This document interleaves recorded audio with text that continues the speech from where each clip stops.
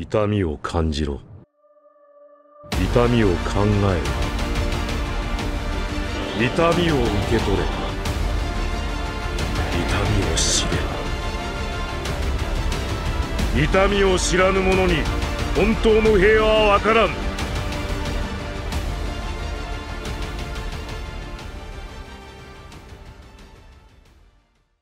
Wesh, wesh, canne à pêche, ça se brosse et aujourd'hui au programme, on va bien se casser la tête. Vous êtes prévenus.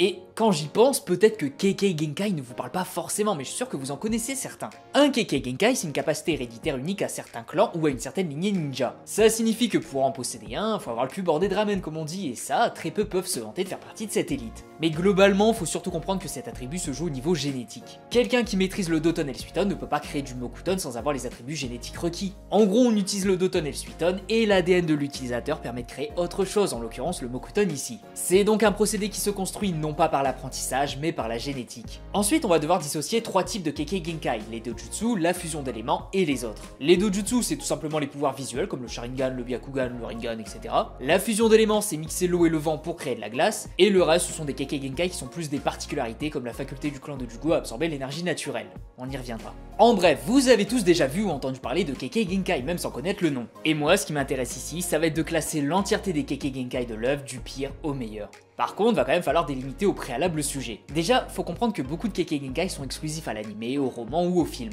On peut donc se dire que je ne vais traiter que le manga qui est le support d'origine comme je fais toujours, mais non. Aujourd'hui, parce qu'on a envie de rendre hommage à certaines techniques vraiment stylées, on va tout analyser et classer. Enfin, pas exactement tout.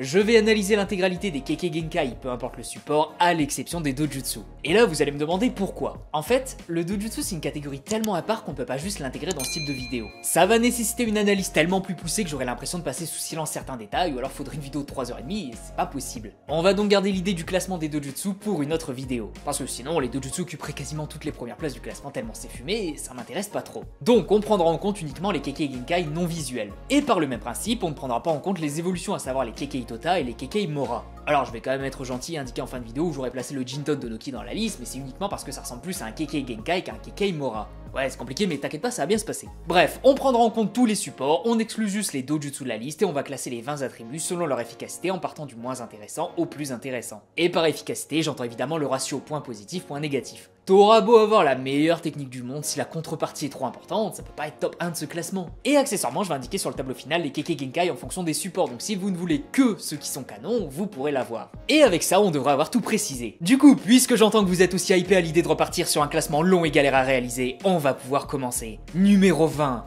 Alors, selon moi, le Kekkei Genkai le moins intéressant de sa liste est celui de Ryuzetsu qui apparaît dans le film Blood Prison qui est probablement l'un de mes films préférés. Son Kekkei Genkai lui permet d'utiliser la transmigration du dragon qui est une technique incroyable sur le papier puisqu'il s'agit d'un jutsu de réincarnation. Ryuzetsu a pu sauver Naruto d'une mort certaine en utilisant cette technique, donc oui, c'est extrêmement pratique, sauf que le prérequis il est quand même beaucoup trop lourd à porter. Utiliser cette technique revient à transférer sa force vitale dans la personne que l'on veut sauver, sauf que si on transfère sa force vitale, c'est finito pipo diabolo pour nous. Du coup, l'intérêt de cette capacité est sympa, je pense que les gens comme Tsunade aurait adoré maîtriser cette capacité pour sauver un compagnon sur le champ de bataille, mais ça demande de sacrifier sa vie, donc c'est tendu. On peut donc imaginer que c'est une seule utilisation et que ça ne s'emploie que dans une situation très précise, à savoir quand la personne en face est mourante. Il y a un timing précis à avoir, ça nécessite de sacrifier sa propre vie et c'est utile que dans un seul cas, et c'est même pas au combat. Donc ouais, difficile de faire moins bien. Par contre, j'ai un petit peu hésité avec le numéro 19, parce que franchement, ça se vaut. Il s'agit du Kekkei Genkai du clan Iburi, ceux qui se transforment en poussière là. Alors lui c'est encore un petit peu plus particulier que celui d'avant parce que là, cet attribut a de sacrées qualités. Déjà, les attaques physiques sont inefficaces contre eux, un petit peu comme les Ozuki qui se liquéfient, mais en plus pratique vu qu'il n'y a pas besoin de réguler constamment leur quantité d'eau. C'est donc une liquéfaction sans défaut. En plus, la fumée peut être utilisée pour entrer dans le corps de l'adversaire via les différents orifices pour en prendre le contrôle et pour ressentir ce qu'ils ressentent. Par exemple, je m'introduis en vous. Vous écoutez Weshden et je vais ressentir une sensation de brûlure au niveau des oreilles. C'est une sorte de partage de sensations. Donc pas possibilité de se faire blesser physiquement et la capacité de prendre le contrôle de l'adversaire sans possibilité de bloquer... Pourquoi c'est aussi bas? Comment ça se fait que cette dinguerie soit quasiment le pire des Kekkei Genkai? Bah encore une fois, c'est le ratio point positif, point négatif qui compte. Le problème du clan est qu'ils n'arrivent pas à contrôler cette capacité au point même de ne pas être complètement capable de reformer leur corps une fois en poussière. Utiliser cette technique leur fait prendre un sacré risque de base, mais il y a pire. Vu qu'ils ne sont que de la poussière, ils sont extrêmement sensibles au vent. Pas au futon, hein, au vent. La simple petite brise d'été qui vient caresser votre visage le matin pourrait les tuer de manière atroce. Du coup, ils sont obligés de vivre à l'abri de tout vent dans une grotte. C'est cool, hein. Et le pire, c'est que leur seule solution de survie, c'est Orochimaru. Mourir ou faire confiance à Orochimaru? C'est encore plus difficile que de choisir entre la gauche et la droite. Bref, le numéro 18 est moins farfelu puisqu'il s'agit du Kekkei Genkai du clan Rina. Bref, Rina. Alors lui, ça va. C'est pas un truc de fifou dingo, mais au moins ça n'a pas trop de contre-coups. L'intérêt de cette capacité est de pouvoir absorber le chakra de quelqu'un pour soit reproduire son apparence, soit pour reproduire ses souvenirs. Bon, qu'on soit d'accord, c'est pas la faculté la plus utile de l'œuvre parce que n'importe quel genin est censé maîtriser la transformation. Par contre, le fait de reproduire les souvenirs est assez sympa, et c'est un petit peu comme le jutsu des Yamanaka, mais en moins polyvalent. En gros, c'est une faculté très pratique pour l'infiltration, parce que si je touche Itachi et que je m'infile dans l'Akatsuki, bah je saurais exactement qui il est, ce qu'il veut, etc. Donc je pourrais répondre aux questions des gens sans paraître louche. Son seul défaut serait qu'il faut entrer en contact direct avec la victime, mais ça va, il y a pire. C'est très situationnel, mais il n'y a pas forcément de gros défauts, donc on va dire que c'est juste lambda. Ensuite, pour le numéro 17, nous avons le Dayton, à savoir l'élément bout, qui est d'ailleurs le premier Kekkei Genkai canon de cette liste. Dans le roman Akatsuki, donne l'éclosion des fleurs du mal, Amiyuki est capable d'utiliser différentes capacités grâce à la boue, notamment des sortes de clones poupées qui peuvent se reconstituer au lieu d'être détruits, une sorte de marécage de limbes mais en boue, et des sables mouvants boueux capables de détruire un village. Bon, c'était pas un gros village, mais quand même. C'est donc un Kekkei Genkai plutôt pratique, qui n'a pas foncièrement de contre-coup, mais qui manque surtout de force de frappe. Et c'est à peu près tout ce qu'il y a à dire. Numéro 16, l'un de mes préférés, le Shakuton. Bon, le Shakuton est extrêmement stylé et il a un effet assez sympa. Le but est de combiner le Katon et le Futon pour créer un feu si brûlant qu'il permet d'évacuer l'eau contenue dans l'organisme de sa victime, le tuant de dessèchement en un instant. C'est super létal, et c'est surtout super dégueulasse. On peut avoir un corps qui résiste à des jutsu, mais résister à l'évaporation de l'eau, ça c'est plus complexe. Ça se lance au corps à corps et même à distance, ça passe outre la durabilité ennemie, donc c'est quoi le problème? Bah c'est tout simplement que contrer cette technique est relativement facile puisqu'il faut juste de l'eau. Puisque le principe de cette technique est d'utiliser la chaleur intense pour évaporer l'eau dans le corps de l'adversaire, si la température est minimisée par de l'eau, ça fonctionnera pas. Et autant vous dire qu'un simple Suiton devrait être accessible à une énorme partie du casting, vu que les Chunin et les Jonin ont tendance à maîtriser plusieurs éléments. C'est donc très puissant, mais c'est assez facile à contrer. Surtout que j'imagine que des Doton pour bloquer les boules de feu devraient suffire également, donc ouais, c'est pas forcément le plus pratique. Ensuite, numéro 15, on a l'une des plus grosses déceptions du manga, le Kekkei Genkai de Sakon et Ukon. Oh bordel, ça me tue de savoir que cette capacité était gâchée à ce point-là. Pour les explications, Sakon est capable de contrôler les molécules de son corps pour les modeler à sa guise et même les insuffler dans un adversaire. Dans le manga, il l'a fait contre Kiba et les deux partageaient le même corps. Sauf que Kiba, dans un moment absolument stylé, a décidé de s'automutiler pour blesser son adversaire. Et là où c'est terrible, c'est que cette technique est extrêmement efficace de base, mais que Sakon s'en sert comme un cornichon. S'il peut se faire blesser en même temps que la personne qui subit la technique, est-ce que ça aurait pas été plus intéressant de faire en sorte que Sakon soit capable de se soigner rapidement? Par exemple comme Kabuto avec les cellules de Karin qui accélèrent ses soins, ou tout simplement fallait le former dans les techniques médicales, ce qui est la spécialité de Kabuto, je vous le rappelle. Parce que Sakon peut rentrer dans l'adversaire, en faire ce qu'il veut, mais comme il subit également les dégâts, il peut pas vraiment faire grand chose. Du moins, il peut dévaster l'organisme de l'adversaire depuis l'intérieur. Ça fait qu'il passe outre la durabilité ennemie, et que ce soit Kiba ou Madara qui subit la technique, ça change rien. Mais le contre à cette technique, c'est l'automutilation. Une technique aussi cheatée réduite à néant par un plan aussi préhistorique. C'est terrible. Osez imaginer Kabuto Modernic utilise ce genre de procédé, donc de s'introduire dans une personne, l'abîmer de l'intérieur, et si la personne en face se mutile, Kabuto peut se soigner. C'est soit l'adversaire se laisse faire et il meurt, soit il se mutile et... il meurt. Donc ouais, on sait pas trop si Kabuto peut le faire, mais Sakon et Ukon l'utilisent avec un contre-coup beaucoup trop important malgré l'incroyable efficacité de cette technique. Bref, numéro 14, le Koton. Monsieur Koton! Non, pas celui-là. Le Koton est une capacité assez sympa puisqu'il permet de soit créer des armes à partir de rien en mode Miyashiro, ou pour renforcer son corps en mode Raikage de fer. L'utilisateur le plus connu étant Wario de métal dans Mario 64, la version DS. Et oui, quand j'ai pas grand chose à dire, je sors des références obscures. J'ai le droit. Cette capacité est assez sympa pour l'attaque et la défense, mais ça manque un petit peu de polyvalence et ça reste des capacités physiques, donc difficilement utilisables face à des défenses sympas comme celle de Babar ou face à des corps résistants comme Suigetsu par exemple. Pas forcément de défaut ici, juste une efficacité qui casse pas trois pattes à un bulle bizarre. Ouais, je vous avais dit que mes refs allaient être terribles.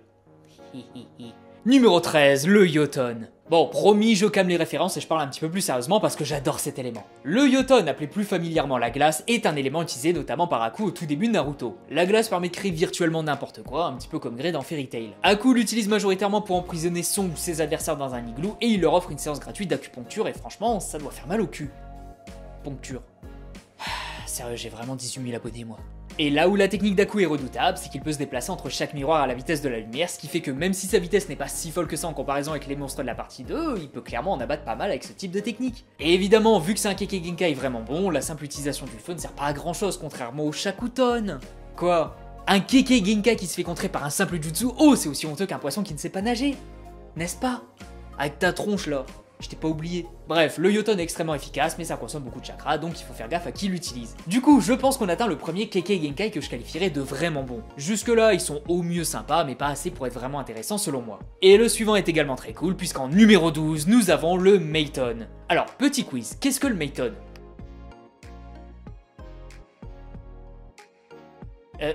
Non, c'est pas un professeur sur Nintendo DS, c'est... Qu'est-ce que je fais de ma vie?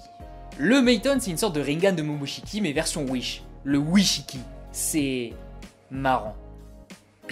En gros, Iruko, dans le film La Flamme de la Volonté, est capable d'absorber le chakra de l'adversaire et d'utiliser son élément contre lui. Il a carrément pu absorber le chakra de Kakashi pendant qu'il utilisait le Raikiri, il l'a utilisé contre lui. Ça, c'est fou.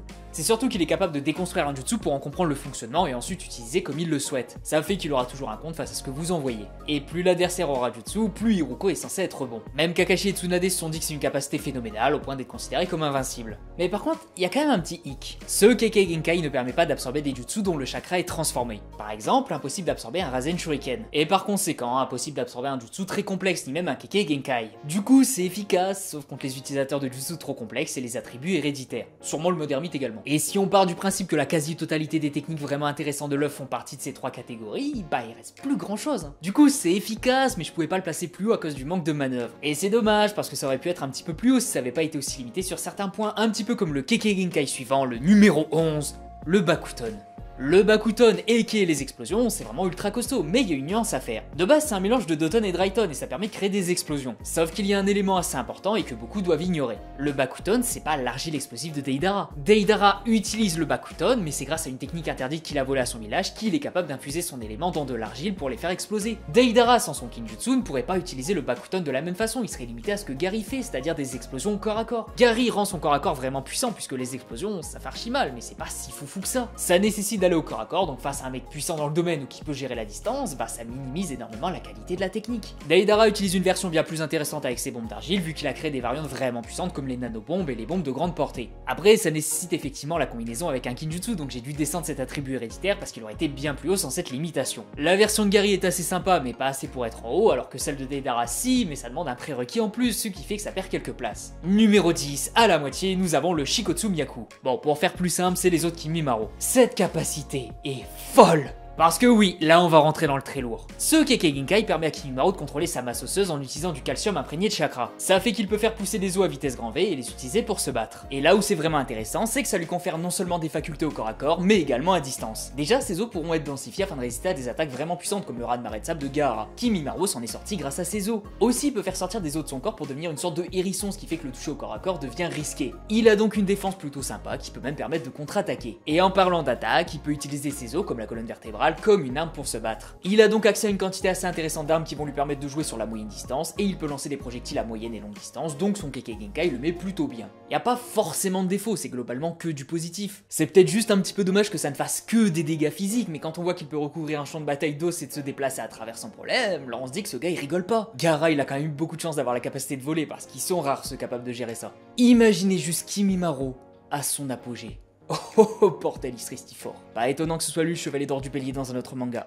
Mais bon. Numéro 9, c'est le tour de son assos à toutes les sauces, le Kekkei Genkai du clan de Jugo. Alors celui-là, je sais qu'il est archi sous-côté alors qu'il est vraiment monstrueux. La faculté du clan de Jugo est d'absorber passivement l'énergie naturelle environnante. Il reçoit donc en permanence du chakra assez puissant et il peut l'utiliser pour faire quelques dingueries. Il peut se soigner ou soigner les autres, transformer son corps pour être plus adapté à son adversaire, utiliser des sortes de moteurs à réaction pour booster sa force et sa vitesse, et il peut étendre ses membres pour gérer la moyenne distance. C'est donc comme celui de Kimimaro, mais en plus pratique vu que les boosts sont quand même plus intéressants grâce à leur polyvalence. Le défaut étant que cet apport sans arrêt d'énergie naturelle n'est pas bon pour l'esprit et que ça les rend fous, mais face à un adversaire, c'est pas si dérangeant que ça. Enfin, dans certains cas, c'est pas très pratique, comme quand il faisait le malin contre le Raikage, mais bon, le défaut se fait largement compenser par les bienfaits qu'il procure. Et d'ailleurs, notez qu'il peut même absorber le chakra d'autrui pour se soigner. C'est vraiment une capacité qui va aider dans énormément de situations et dont les effets sont suffisamment puissants pour gérer des adversaires costauds. Numéro 8, on y est presque, nous avons le Téton. Le Teiton. Ouais, le Teiton. J'espère. Bref, le Titan a la faculté d'utiliser une tornade. Mais attention, pas n'importe quelle tornade. Une tornade nécessitant un Susanoo parfait de Sasuke pour se faire gérer. Vous connaissez la puissance de Sasuke, et si lui a eu besoin d'utiliser le Susanoo parfait, je vous laisse imaginer la puissance de cette capacité. La portée de cette tempête varie également, puisque Nowaki, le gars qui l'utilise, est capable de recouvrir une île entière avec. Et comme c'est du vent mais bien vénère, le pouvoir tranchant et destructeur est absolument phénoménal. Après, il n'y a pas grand chose à dire sur cette capacité, vu qu'elle semble être moins polyvalente que les autres cités juste avant, mais c'est surtout parce qu'on n'a pas eu l'occasion de voir ce dont il est capable. Vu qu'il peut créer une giga tornade capable de recouvrir une île entière, j'imagine que des petites tornades plus concentrées devraient être possibles. Mais bon, on va pas spéculer. Numéro 7, nous avons le Yoton. Alors lui, c'est un petit peu comme le Bakuton dans le sens où il y aura plusieurs versions, mais je pense que c'est plus une variante dans l'utilisation, mais pas forcément une impossibilité. En gros, les utilisateurs utilisent l'élément lave à leur sauce, mais rien ne prouve qu'ils ne peuvent pas en faire autre chose. Par exemple, Roshi utilise de la lave pour créer des boules de feu ou des raz de marée, mais il l'utilise plutôt pour créer une boue acide. Kurotsuchi l'utilise pour durcir la roche. Dodai crée du caoutchouc vulcanisé. Bref, chacun sa version et j'imagine que ce sont juste des jutsu dérivés de l'élément de base et pas juste une particularité génétique. Ça fait que théoriquement, tous les utilisateurs de lave pourraient utiliser toutes les variantes. J'insiste bien sur le théoriquement, parce que dans les faits, on n'a pas de preuves. Mais bref, en quoi c'est pratique? Bah, la lave permet de faire tellement de choses différentes que tout lister sans en oublier, ça va être galère. Du coup, je vous les affiche à l'écran et je vais simplement vous dire que ça permet de se booster physiquement, de gérer la zone de combat avec des attaques larges et qui restent au sol, de capturer sa cible et de se protéger. C'est super versatile et même si on part du principe que le Yoton diffère en fonction de l'utilisateur et que chaque personnage n'est limité qu'à une pratique particulière, bah ça reste quand même très intéressant. Les versions de Roshi et Kurotsuchi sont selon moi les plus pratiques puisque ça permet de faire un petit peu tout, mais j'avoue que le caoutchouc vulcanisé, c'est sympa aussi. En vrai, un utilisateur de lave qui serait capable de tout faire serait si fumé bordel.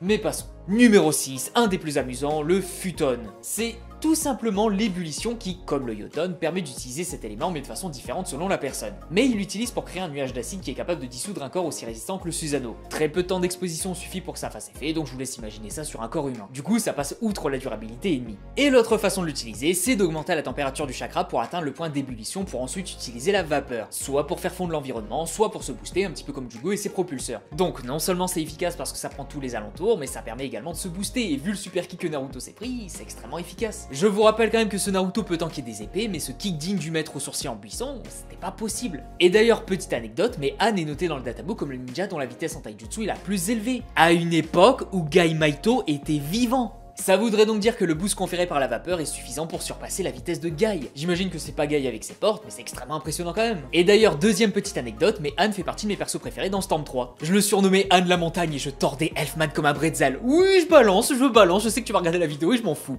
C'était la belle époque. En numéro 5, nous avons le Ranton. Alors lui, c'est ultra évident de pourquoi il est si haut. Le Ranton est utilisé par Jubidara. Jubidara a un panel de jutsu énorme et il a décidé d'utiliser le Ranton parmi tout ça. Si ça c'est pas un argument solide, je sais pas ce que c'est. Ça se lance à la vitesse de la lumière et sa puissance est telle que ça peut arracher un Gudodama. Et évidemment, les Gudodama sont plus résistants que la petite tache là qui veut pas partir de la cuvette là. On peut également utiliser le Ranton pour lancer des faisceaux lumineux vers l'adversaire, ce qui n'est pas dégueu, mais aussi se protéger via un nuage chargé en éclairs. C'est un petit peu comme Kimimaro, ça va protéger le lanceur des attaques physiques, et c'est assez pratique. La puissance de cet élément est dingue, et c'est très clairement l'un des Kekkei les plus propices au combat. Très peu sont plus adaptés que lui, et c'est le cas des 4 derniers qui sont goldés. Numéro 4, l'un des Kekkei les plus appréciés de l'œuvre, le Shoton. Tout le monde aime Goren. Bon, je vais pas avoir besoin de 3 heures pour expliquer pourquoi le cristal est super puissant. Le Shoton peut cristalliser absolument tout. Tout ce qui est matière physique peut se faire cristalliser, même les humains. Enfin, on peut cristalliser ce qui trouve autour de la personne au niveau cellulaire pour créer une prison incassable de l'intérieur. Et comme le Yoton d'Aku, ça permet de donner forme au cristal sans aucune limite. Guren pourrait créer des dragons, des aiguilles, des labyrinthes, des piliers, des lances, des flèches, des shurikens, bref, absolument aucune limite. Elle peut créer des armes au corps à corps, des armes de jet, des cristaux de zone, de défense, de capture, de clones, des armures, etc. C'est abusé. Et la seule raison qui fait que cet élément n'est pas dans le top 3, c'est qu'il a 2 défauts, même s'ils sont très difficilement exploitables. Déjà, impossible de cristalliser les techniques sans forme physique, comme le Raikiri par exemple. Mais bon, après ça, c'est pas très dérangeant vu que tu peux cristalliser les mi lui-même. Et c'est également très sensible au son, vu que le cristal demande un agencement très précis d'atomes et que les ondes sonores peuvent justement briser cet agencement. Mais là aussi, combien de persos maîtrisent des ondes sonores? Le trio du son, Tayuya, Kabuto, Rinji?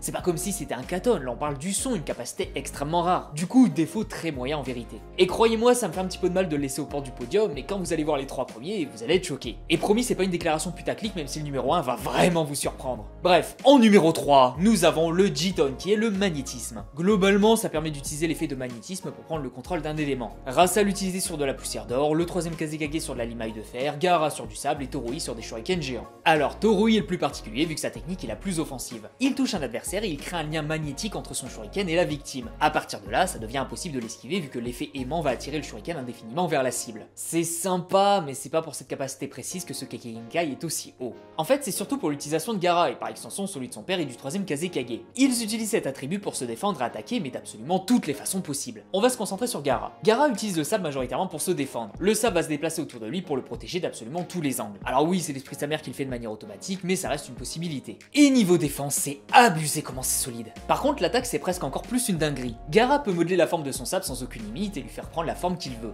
Il peut faire des sables mouvants, des prisons de sable, des sarcophages, des projectiles, des bras, c'est encore plus abusé que le cristal de Gouren. Mais surtout, le sable permet également d'être adapté pour des missions hors combat. Par exemple, pour s'infiltrer, on peut se déplacer via une sorte de téléportation de sable, on peut aveugler des gens, on peut utiliser le troisième œil pour faire du repérage, on peut capturer quelqu'un et le faire parler, les possibilités sont vraiment légion. Niveau attaque et défense, son père et le troisième Kazekage sont moins mis en avant, mais ils ont également leurs propres particularités, notamment avec la poussière d'or et la limaille de fer. Mais on va pas forcément rentrer plus dans les détails, le fonctionnement reste le même. Aucun défaut à cette capacité, c'est ultra pratique dans tous les domaines et dans toutes les situations, c'est aussi bien niveau offensif que défensif, aussi bien sur courte que longue distance, c'est juste monstrueux. Je pense à titre personnel que si je devais en choisir un parmi cette liste, ce serait celui-là tellement les possibilités sont infinies. Et le fait qu'il en existe deux devant montre à quel point ça va être cheaté. Préparez-vous. Numéro 2, le Mokuton. Oui, en numéro 2. Bon, le Mokuton est à la limite du cheat code. Cet élément a déjà la particularité d'être efficace contre les bijoux de par sa nature, vu qu'il restreint le chakra. Hashirama le fait principalement sur les bijoux, mais ça fonctionne évidemment sur les êtres humains. Donc rien que là, on peut empêcher l'adversaire de continuer le combat si on le touche. Ensuite, ça donne accès à certaines des techniques les plus cheatées de l'œuvre. Je vais pas tous citer évidemment parce qu'il y en a beaucoup, mais globalement on a le dragon ligneux qui entrave l'adversaire en le restreignant, le colosse sylvestre qui est aussi fort qu'un bijou, la croissance luxuriante de la forêt qui est une attaque de zone de dingue, le pollen qui endort sa victime et dont la portée est colossale, et évidemment, Bouddha. 10 000 mains, toutes prêtes à filer des patates de manouche à son adversaire. Kyuubi, recouvert d'un Susanoo, s'en souvient encore. Sa puissance est telle que Konoha voulait absolument conserver ce Kekkei Genkai après la mort d'Hashirama, quitte à faire des expériences dangereuses. Niveau puissance brute, c'est n'importe quoi. Et même niveau défense, ça permet de contrer des bombes bijoux, alors bon, je pense qu'on va tous être d'accord pour dire que c'est fumé. Mais c'est pas fini. Le Mokuton permet également de créer des clones bien plus puissants que les clones de l'ombre, vu qu'ils sont plus résistants et carrément plus durs à dissocier de l'original. On a aussi Yamato qui peut fusionner avec la terre pour s'infiltrer et pister un ennemi, donc ça offre des capacités hors combat, tout comme le fait de capturer un ennemi, l'attacher, etc. On est sur le sommet atteignable pour un être humain no Rikudo en termes de jutsu, et le Mokuton est l'une des raisons qui ont fait passer Hashirama au statut de légende vivante. Mais il existe, selon moi, un Kekkei Genkai encore plus pratique. Il aura moins d'avantages selon moi vu qu'il s'agit d'une compétence monodimensionnelle et il possède un défaut majeur, mais l'avantage conféré est tellement important que ça mérite la première place sur le podium. Numéro 1, le Kekkei Genkai du clan Kurama. Alors lui, je sais pertinemment que peu de gens le connaissent. Le Kekkei Genkai du clan Kurama permet de lancer un genjutsu. Rien d'autre. Un genjutsu. Et là, vous allez froncer les sourcils en mode « Mais comment ? Comment un genjutsu peut être devant le Mokuton ou le magnétisme ?» Attendez juste de comprendre la puissance folle de ce genjutsu. Quand Itachi utilise le Tsukuyomi, le cerveau de la victime interprète la douleur comme réelle tellement il ne peut pas faire la distinction entre les deux. Bah, le genjutsu de Yakumo, la personne qui le lance, est si puissant que le genjutsu a les mêmes effets, c'est-à-dire de faire ressentir de la douleur, mais c'est tellement un niveau avancé que le genjutsu va carrément blesser la victime véritablement. Par exemple, je vous lance un genjutsu. Dans ce genjutsu, vous cognez le petit orteil contre une chaise. Votre cerveau va vous faire ressentir la véritable douleur, comme le genjutsu d'Itachi, mais il va également vous créer la blessure. Votre petit orteil va devenir bleu à l'issue de ce genjutsu.